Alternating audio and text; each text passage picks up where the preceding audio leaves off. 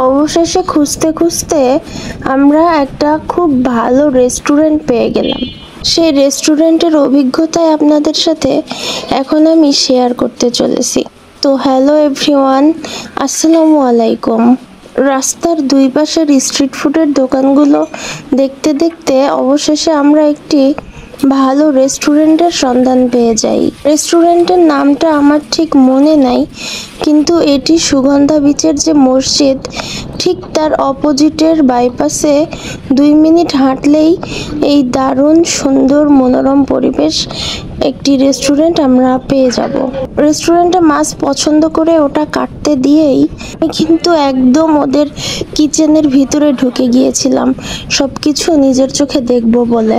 আর আম্মু দেখো দেখো, এই বড় মাছটার পেট থেকে ছোট মাছটাও বের হয়েছে।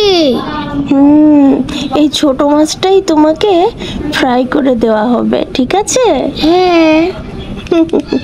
আমি কিন্তু ওদের কিচেনে দাঁড়িয়ে দাঁড়িয়ে মাছটা কাটা, ধোয়া, পরিষ্কার করা থেকে শুরু করে মাছে মশলা মাখানো সব কিছুই একদম নিজের চোখে পরিপূর্ণভাবে খেয়াল করে দেখেছি।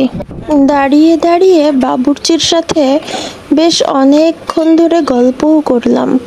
উনি জানালেন উনি নাকি ঢাকার একটি সুনামধন্য রেস্টুরেন্ট, সম্ভবত তাজমহল নাম ছিল, ওখানকার বেশ নামকরা একজন বাবুর্চি ছিলেন।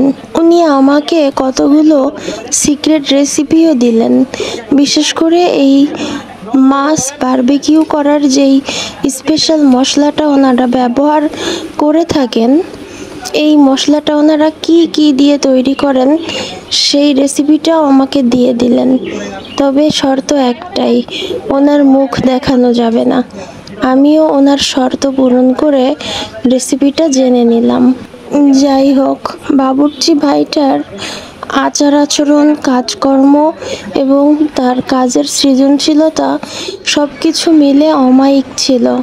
মশলা মাখানোর পর্ব শেষে মাছটি এবার বারবিকিউ করার জন্য সামনে নিয়ে আসা হলো।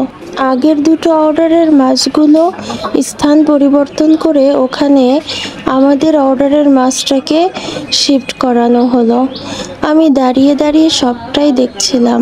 কিছুক্ষণ পর আমাদের মাছের বারবিকিউটাও রেডি হয়ে গেল, আর আমরা চলে গেলাম খাবার টেবিলে খাবার এনজয় করতে। দেখা হচ্ছে পরের ভিডিওতে। এখন যাচ্ছি, আল্লাহ হাফেজ।